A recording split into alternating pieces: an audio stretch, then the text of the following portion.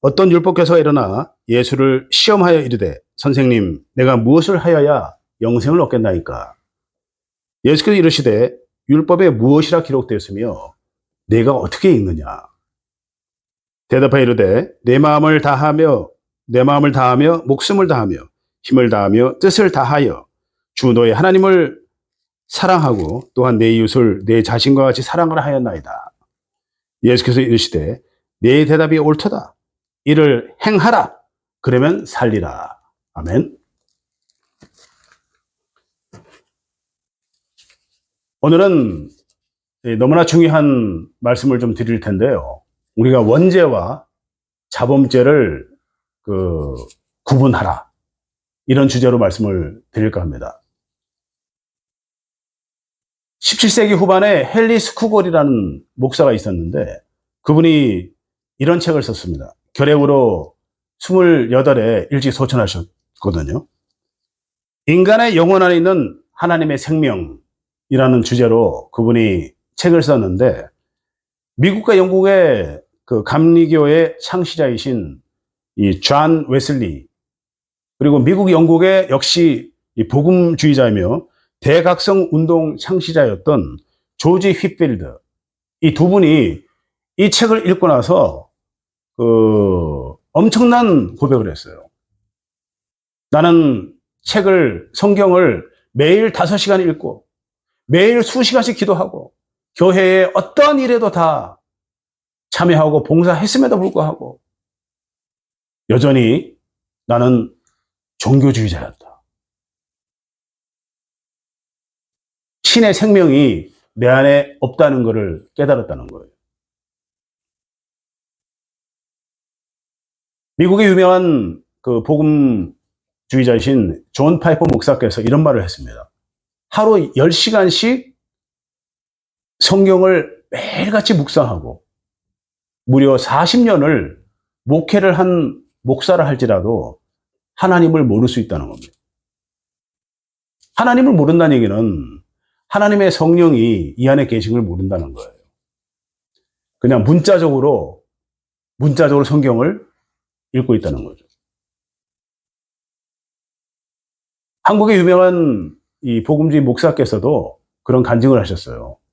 이 시카고 오셔서 자신은 신학교를 졸업하고 유명세를 탔습니다. 아버님도 목사였고 그럼에도 불구하고 본인이 신학교 졸업한 이후에 10수년이 지나도록 바리새인이었다는 거예요. 자신 안에 하나님의 생명이 없다는 걸 깨달았다는 거예요. 나중에 이분이 진정 예수님이 동행하시고 성령 이 안에 계신 걸 깨닫고 나서부터 일찍 조기 은퇴를 하고 지금 세계를 돌아다니며 예수와 동행해야 된다. 이것을 정말 강조하고 다니시고 계십니다.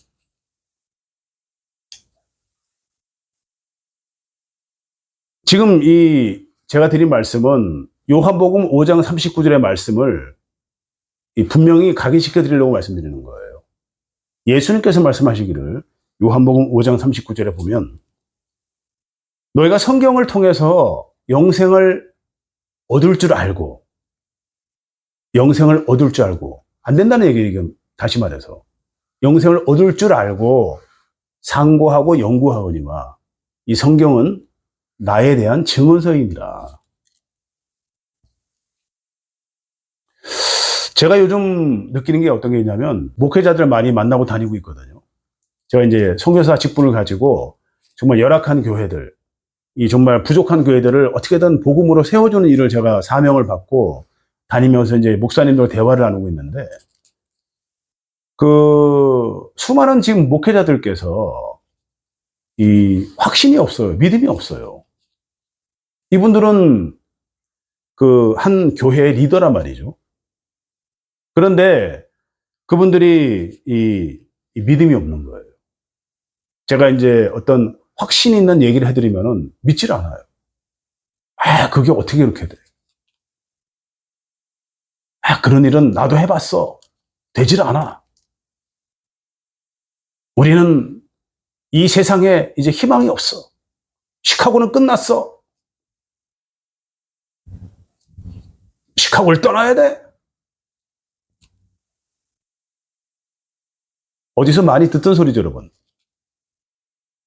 그 유명한 날쌔고 총명한 지혜 있는 열 정탐꾼, 그들이 한 얘기가 그런 얘기 아닙니까? 자신의 눈에 보이는 세상이 힘들어 보이고 어렵고 전쟁이 질 것 같으니까 우리는 그들 앞에 메뚜기입니다. 도저히 이길 수 없습니다.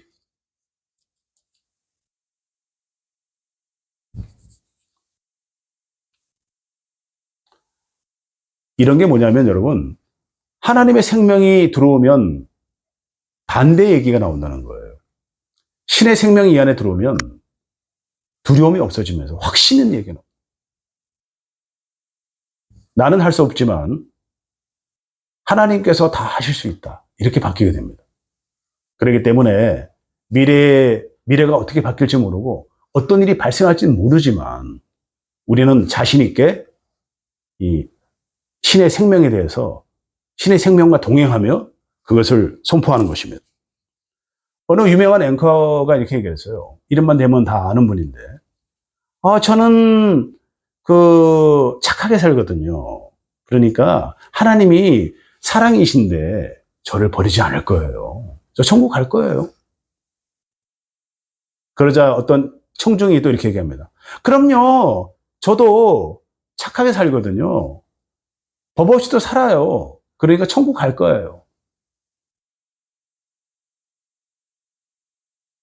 지금 여러분들께서 이 말에 대해서 이해를 하셔야 돼요. 이 말이 뭐가 잘못됐는지를. 지금 이 유명한 앵커와 이 청중은 조금 구체적으로 얘기하면 자범죄를 안 짓고 있는 겁니다. 원죄를 전혀 이해를 못하고 있어요. 원죄는 우리의 의지와 상관없이 아담으로부터 아담이 뱀의 미혹이 돼서 그 당시 아담은 하나님의 영과 동행하고 있는 상태예요, 여러분. 이 사단은요, 하나님과 동행하는 사람을 칩니다. 그 중에서 리더들을 치게 돼 있어요. 그 리더를 치면서 그 리더가 하나님과 동행하고 있지만 넘어가게 만드는, 실족하게 만드는.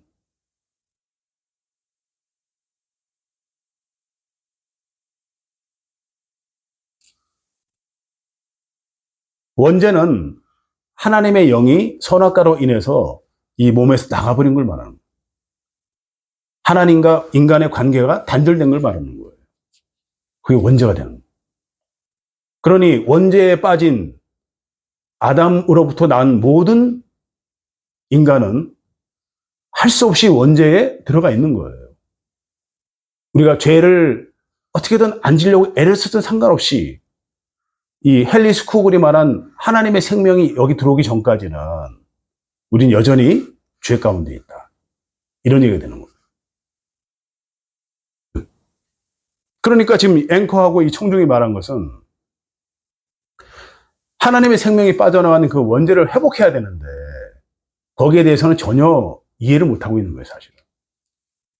우리가 어떻게든 착하게 살고 죄를 안 짓고 살면 율법이죠. 된다고 이렇게 믿고 있는 거예요. 예전에 어떤 사랑이 이긴다라는 책을 저술한 꽤 유명한 젊은 리더가 있었는데, 목사님인데, 이분이 얼마나 충격적인 그 말을 그 책 안에 썼냐 하면은 이렇게 썼습니다. 어쩌면 이 앵커와 비슷한 얘기예요. 하나님이 사랑이시니까 그 하나님은 우리를 지옥으로 절대 보내지 않는다는 거예요. 이 성경에는 예수님께서 지옥에 가지 않기 위해서 팔이나 다리나 눈까지 빼가면서 팔다리 잘리더라도 지체가 부자연스럽게라도 지옥 가는 것보다는 천국 가는 게 낫다고 말씀하셨는데, 예수님의 그 결정적인 중요한 경고는 다 무시하고 우리 생각에 추종을 하는 거예요. 그렇게.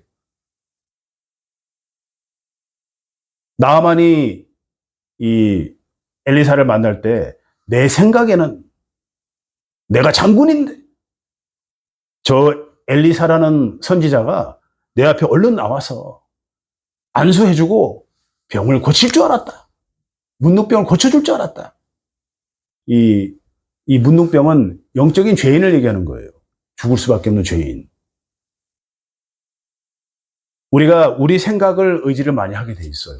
사람이기 때문에. 그러나 반드시 우리는 이 성경을 벗어나서 안 됩니다. 앞에 말씀드린 이 목사들이나 그리고 이 앵커, 이 청중, 이 모든 분들이 지금 문제점이 뭐냐면 하나님의 생명, 즉 성령이 우리 안에 들어오셔서 그 원죄가 해결되는 그런 엄청난 축복을 경험해야 되는데 경험하지 못했던 그 고백을 하는 거예요. 했던 거예요.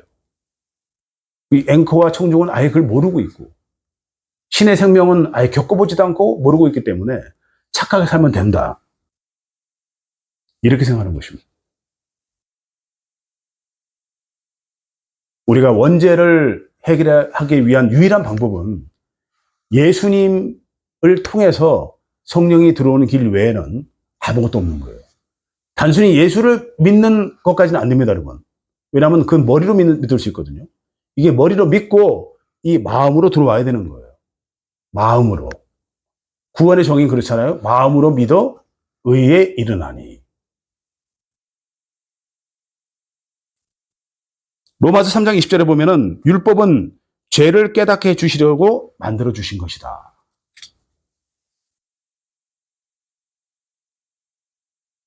유대의 저명한 랍비이며 사상가로 알려진 그 마이모니데스라는 분이 있는데 이분이 어떤 그 연구를 했냐면 이 성경 안에 하나님이 하라, 하지 말라 이런 그 율법적인 계명이 몇 가지가 있냐고 조사해 봤더니 613가지가 있는데 하라, 긍정적인 얘기죠. 하라 이런 계명은 248개가 있다고 합니다. 하지 말라, 하지 말라고 부정적인 형태로 그 말씀하신 계명은 365가지가 있다고 합니다. 공교롭게도 이 숫자는 우연이 아닌 것 같아요. 왜냐하면 이 248이라는 숫자는 우리 몸에 있는 인간의 이 뼈의 구조랍니다. 248개로 구성되어 있대요. 그리고 365는 아시다시피 1년 365일을 하는 거잖아요.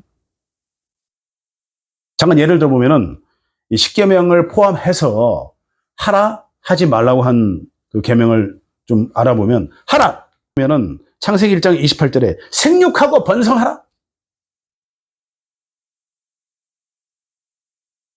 출애굽기 13장 13절에 보면 나귀의 첫 새끼는 어린 양으로 대속해야 된다.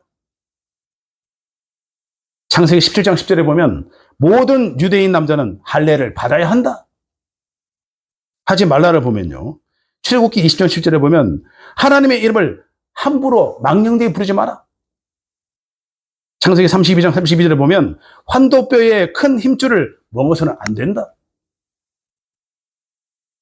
출애굽기 13장 3절 유교병 누룩 있는 떡을 먹어서는 안 된다. 이렇게 된다 안 된다 하라 하지 말라는 이 내용이 성경에 무려 613가지 율법적인 계명이 있다는 거예요. 말씀드렸지만은 이 계명을 아무리 여러분이 지키려고 애를 쓴다 할지라도 안 되는 것이 그것은 우리가 자범죄를 막 안지르게 애를 쓰는 것밖에 안 되는 거예요. 우리가 스스로 범하는 죄, 자범죄잖아요. 스스로 범하는 죄를 안 지으려고 막 경건하게 애를 쓰고 모양만 갖추는 그런 것을 얘기하는 거거든요. 성경에 나와 있잖아요. 경건의 모양은 있으나 경건의 능력은 상실하신 것이니. 십계명을 한번 들여다볼까요? 여러분 십계명을 어떻게 생각하시나요? 십계명이 하나님이 그냥 단순히 10가지 계명을 만들어 놓은 곳이다 이렇게 생각하고 계신 건 아닌가요? 여러분 십계명은 모세의 이 두 돌판 있잖아요. 십계명은 아주 중요한 영적인 메시지가 있습니다. 십계명은 바로 예수를 상징하는 것으로 십자가를 뜻하는 거예요. 십계명은. 십계명을 한번 들여다볼까요? 자, 제1, 2계명. 너는 나 이외에 다른 신을 섬기지 마라. 뭐죠? 성신. 너를 위하여 생긴 우상을 만들지 말고 또 하늘 위에 있는 것이나 땅 아래로 땅에 있는 것이나 땅 아래에 있는 것에 어떤 형상도 만들지 말고 절하지 말고 섬기지 마라. 성위. 여호와 이름을 망령되이 것이 마라. 성호. 안식일을 거룩히 지켜라. 성일. 지금 이 네 가지는요, 모세가 이렇게 오른쪽에 든 돌판에 있는 내용이에요. 이 뭐냐면 전부 하나님과 나와의 관계를 얘기하는 거거든요. 수직목. 이 네 가지는 수직목입니다. 계속 볼까요? 부모를 공경하라. 섬김이죠. 살인하지 말라. 생명에 대한 얘기죠. 간음하지 마라.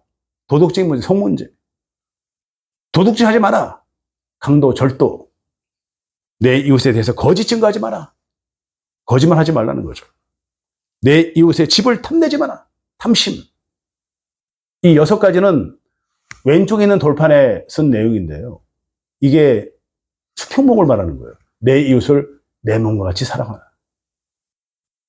아까 본문에 나왔죠? 본문에 보면은 예수님께서 내 이웃을 내 자신과 같이 사랑하라. 아까 읽었던 본문에 보면 이게 바로 수평목을 얘기하는 모든 민족. 그러니까 결국은 십계명은 수직목과 수평목의 연합인 겁니다. 이해되시죠? 자, 그러면은 이 십계명이 뜻하는 내용은요, 결국 뭐냐면요. 자, 보세요. 모세가 수직목과 수평목을 들었어요. 어떤 모양이죠? 십자가잖아요. 지금 제 모양은 십자가잖아요. 하나님이 그냥 돌판 하나에 10가지 얼마든지 새길 수 있어요. 그래요, 안 그래요? 돌판 하나에 20개도 적을 수 있죠. 간단한 내용인데. 십계명을 적으면서 왜 하필 이렇게 두 돌판을 모세가 이렇게 들고 내려왔을까요? 십자가를 뜻하는 겁니다. 십자가를 지고 오라는 거예요. 모세가 십자가를 지고 내려온 겁니다. 시내산에서. 모세가 이 십자가를 지고 내려오는 그 형상 모습은 바로 십자가를 뜻하는 거예요. 뭐죠? 우리가 십자가를 지는 거예요.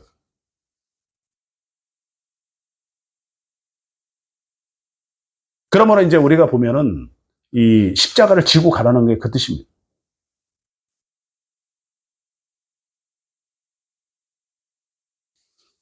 이 율법사는, 그래서 십자가는요, 여러분, 구약의 십자가는요, 이 두 돌판은 바로 예수님의 그림자예요. 다시 오실 예수님에 대한 모형, 그림자를 얘기하는 것입니다. 예수님께서 어떻게 말씀하셨냐면, 내가 이 율법을 폐하러 온 것이 아니다. 내가 이 율법을 완성하러 왔노라. 율법의 완성은, 여러분 잘 들으세요. 율법의 완성은 이 하나님의 생명이 이 안에 들어오잖아요. 성령이. 그러면 그때 완성되지는 거예요. 예수님이 그 말씀하신 겁니다. 내가 이 율법의 1.1획이라도 폐하지 아니하리라. 예수님으로 인하여 성령이 들어오시면, 예수님을 인하여 성령이 들어오시면 우리가 성령의 열매가 나오잖아요. 그것을 통하여 내 이웃을 내 몸과 같이 사랑하게 된다는 거예요. 율법이 완성된다는 뜻이죠. 자, 그러면 이 율법이 완성되는데 이 본문의 율법사는 어떤 분인가요? 여러분. 이 율법사는 성경을 구약이죠. 구약을 외다 못해 다 씹어먹던 사람들이에요. 지금으로 말하면 신학자들.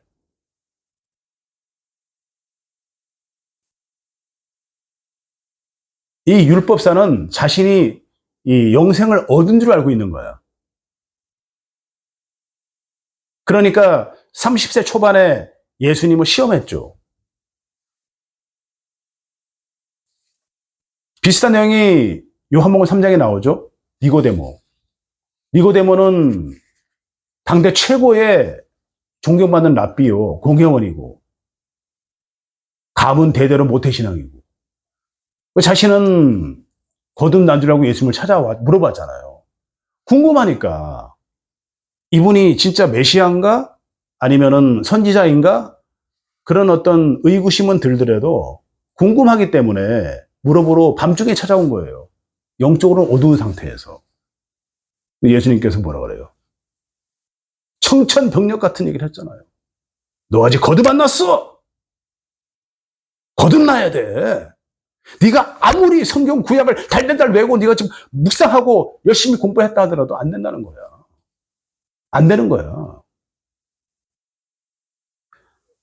여러분 그런데 지금 성경을 공부하는 수많은 분들이 이 내용을 너무 대수롭지 않게 생각해요. 요거를 그대로 지금 신약으로 옮겨놔 볼까요? 옮겨놔 보면 아까 말씀드렸잖아요. 그 유명한 한국의 복음주의자 목사께서 고백했잖아요. 자기는 신학 공부를 열심히 하고 석사까지 졸업했음에도 불구하고 거듭 안 났다는 거예요. 하나님의 생명이 들어온 걸 못 느꼈다는 거예요. 여전히 수치심을 가지고 자기는 거듭난 것처럼 행동했을 뿐이라는 겁니다. 십수년을. 그 유명한 깊이 있는 설교하시는 어떤 목사님 똑같은 얘기 하셨거든요. 신학교는 학문이다. 알고 봤더니. 그냥 문자를 연구하는 거지. 거기서 신의 생명이 들어오기는 물론 들어올 수도 있겠죠. 그건 모르죠, 우리는. 하지만 신학교를 했다고 해서 다 거듭났다면 이 세상이 지금 이 지경이 됐겠습니까?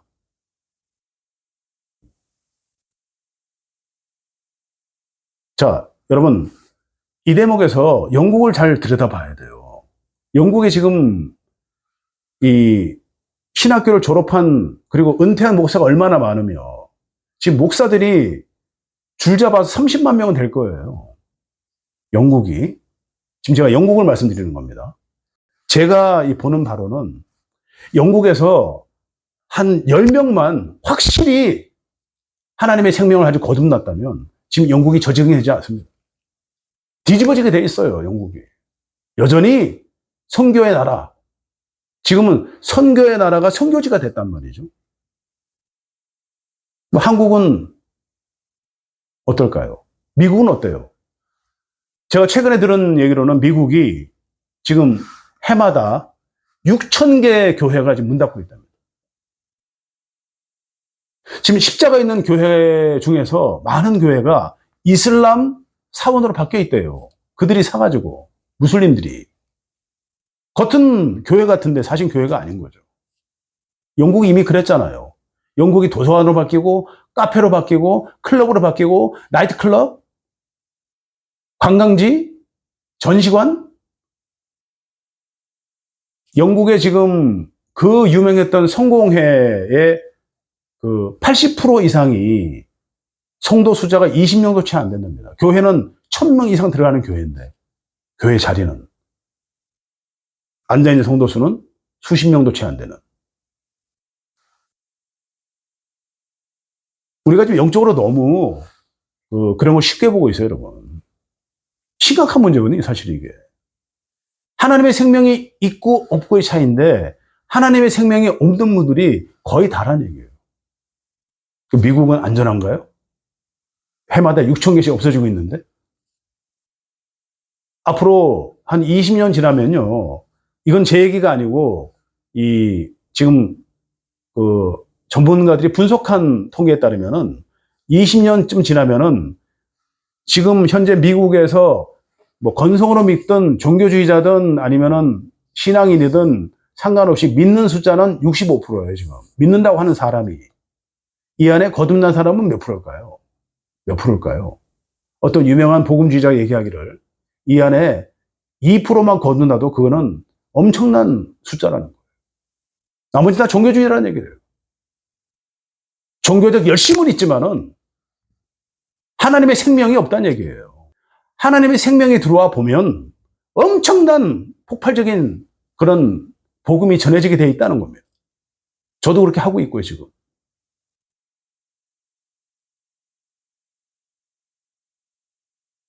잠깐 간증을 하면은 제가 2008년에 하나님의 성경 통독을 2달에 2번을 시키시더니 하나님의 생명이 저한테 들어와 버렸어요.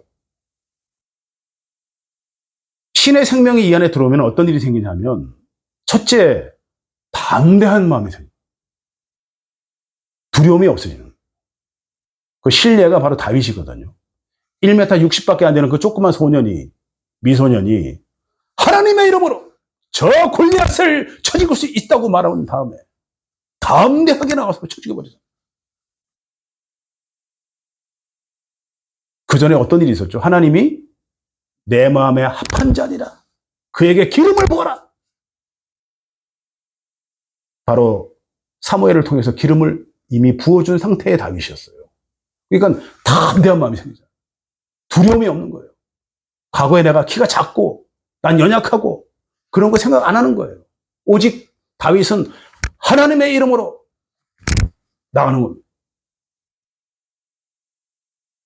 성경에서 보여주는 얘기는, 여러분이 하나님의 생명이 들어오면, 원죄가 해결돼서 성령이 이 안에 들어오시면 이런 담대한 마음이, 두려움이 없어지는 마음이 생긴다. 창세기 3장 10절에 보면은 아담이 이렇게 얘기해요. 이때는 하나님의 영이 빠져나간 상태거든요.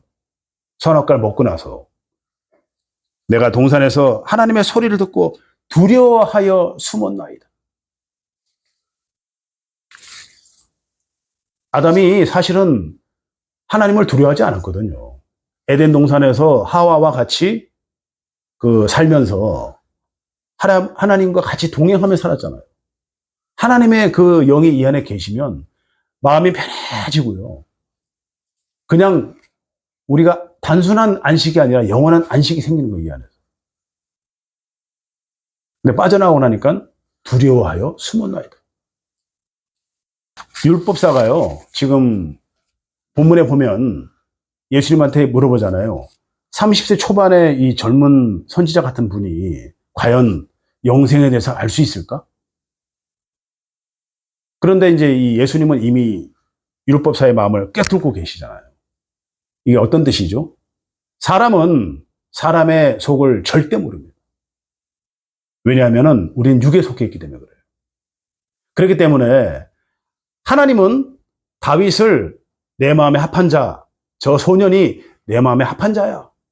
내가 그 속에 있는 마음의 중심을 알고 있으니 그에게 기름을 부어주어라. 이런 마음으로 사무엘에게 말을 했는데, 사무엘은 이새의 집에 찾아가서 8명의 아들을 다 봤는데 다 헷갈렸잖아요. 그냥 외모 반듯하고 기골이 장대한 엘리압을 보고, 아, 저 친구가 기름 부을 자였구나. 하나님은 아니다. 내가 그를 버렸노라.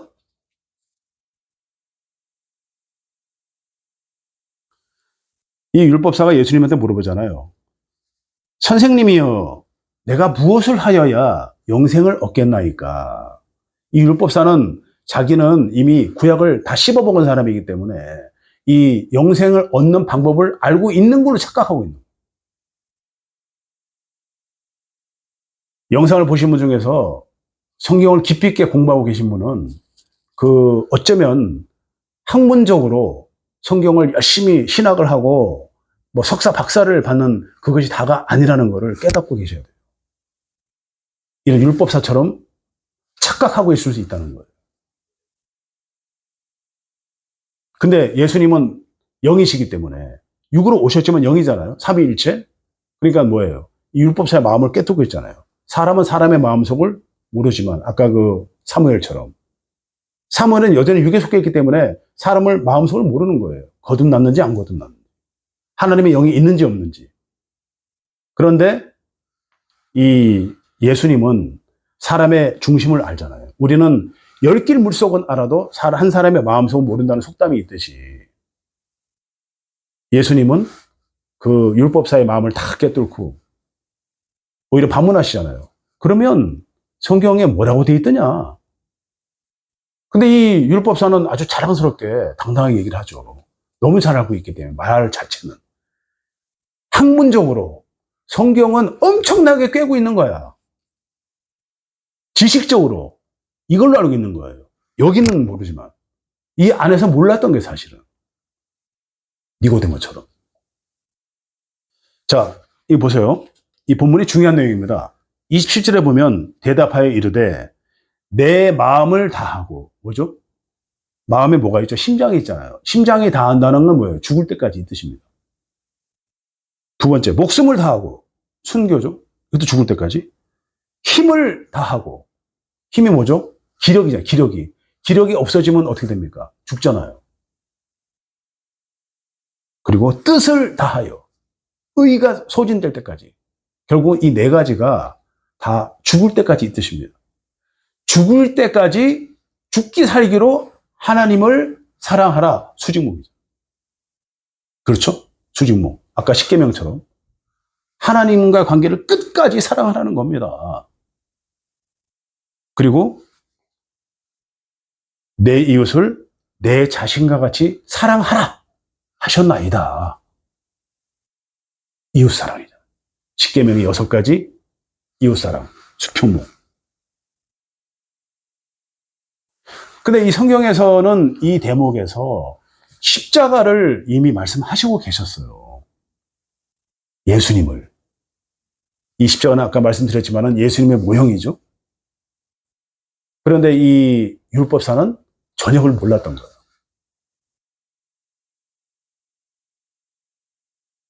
율법사가 이 십계명에 대해서 이 십자가에 대해 몰랐다는 이유가 무슨 뜻이냐면요. 하나님의 생명이 들어왔다면 이 십자가를 알고 있어요. 이 막 행해지게 되는 거예요. 열매가 나오니까 행해지게 되는 겁니다. 근데 율법사는 알고만 있는 거예요. 지식적으로. 학문적으로 엄청나게 그냥 달달달 외우고 있는 거예요. 그렇지만 이분은 이 사실을 행하지 않고 있었던 겁니다. 그런 것처럼 착각하고 있었던 거죠. 예수님은 그 28절에 보면 네 말이 옳도다. 그리고 나 다음 말이 중요하죠. 이를 행하라. 근데 이 율법사는 이 말을 못 알아들었던 거예요. 행하라는 뜻이 뭐냐면 십자가를 지라는 거예요. 십자가를 여러분. 예수님의 제자들을 보면 마태복음 16장 24절에 보면 이 십자가에 대해서 예수님이 이 말씀하고 계신데요. 이 십자가를 짊어지는 일은 하나님의 영이 신의 생명이 들어오면 우리가 그 십자가를 지게 돼 있다는 거예요. 그러니 율법사는 그걸 지고 있지 않으니 예수님이 너는 아직 십자가를 안 지고 있어. 십자가를 지어라. 십자가를 지는 방법을 마태복음 16장 24절에 자세히 예수님이 말씀하고 계신데요. 여러분이 이 말을 확실하게 깨달으셔야 돼요. 문자적으로 그냥 건성으로 아시면 안 된다는 거예요. 지금 너무나 많은 분들이 이걸 문자적으로 알고 있어요, 그냥. 첫째, 내 제자가 되려면, 십자가를 지려면 자기를 부인하고, 자기를 부인한다는 뜻이 뭐냐면 내가 하는 것이 아니라는 것을 내가 깨닫는 걸 말하는 겁니다. 아, 나 이거 아니야. 내가 하는 게 아니야. 이게 아니에요, 여러분. 내 의지에 의해서 그냥 어떻게든, 이거 아니야. 이거 내가 하는 거 아닌데? 아닙니다. 이런 뜻이 아니라 하나님의 이 성령이 들어오시면요. 어떤 일이 생기냐면 모든 가치관이 하나님 중심으로 바뀌게 돼 있어요. 하나님 중심으로. 가치관의 변화가 생긴다는 겁니다. 그러니까 그전엔 인간의 육성의 가치였다면 신의 생명이 들어오면 하나님 중심으로 가치관이 변하게 되는 거예요. 그러니까 자기를 부인하게 되는 거예요. 내가 하는 게 아니네 이제 보니까. 하나님의 영이 다 하시는 거네. 나를 이끄시네. 나도 모르게 빛이 되고 있네. 나도 모르게 소금이 되고 있어. 그리고 나서 자기 십자가를 지고 나를 따를 것이니라. 이 말씀 하시잖아요. 여기서 말하는 자기 십자가라는 얘기는 그냥 십자가란 말 하면 되는데 자기 십자가란 말을 굳이 자기란 말을 붙인 이유는 사람이 다 그릇이 다르다는 얘기예요. 하나님이 주신 그릇. 사도 바울의 십자가, 강현 이 전도자의 십자가, 여러분의 십자가가 다르기 때문에 내 안에 계신 성령님께서 그걸 아시고 우리에게 그 십자가를 지어준다는 거예요. 그것도 하나님의 영이 이 안에 들어오셔야 이루어지는 일이라는 거죠. 이와 같이 여러분이 참 제자가 되셔서 여러분의 가치관이 하나님의 관점에서 볼 수 있는 그런 축복된 일이 여러분에게 일어나시길 기도드립니다. 많은 분들이 예수를 믿는다고 하지만 우리 육성의 관점에서 우리 눈에 보이는 것으로 판단하고 우리가 이 세상을 이기지 못하는 그런 모습을 볼 수 있습니다. 중요한 것은 하나님의 생명이 들어오셔서 우리가 이 거듭나게 되면 율법도 완성이 되는 것입니다. 예수님 말씀하셨지만 여러분이 이 원죄와 자범죄를 이 혼동하지 않고 원죄에서 해결되는 여러분과 제가 되기를 진심으로 축원합니다. 결론을 맺겠습니다. 우리가 다시 한번 말씀드리지만은 이 원죄와 자범죄를 분별하기 위해서는 반드시 성령이 우리에게 들어오셔야만 되는 것입니다. 성령이 들어오셔서 우리가 이 진리로부터 진정한 자유함을 얻고 그리고 율법도 완성이 되며 그리고 이 세상을 두려워하지 않고 성령의 힘으로 이겨나감으로써 저희가 하나님이 원하시는 이 땅에서 우리가 그 하나님의 뜻을 완성해 나가는 여러분과 제가 되기를 진심으로 축원합니다.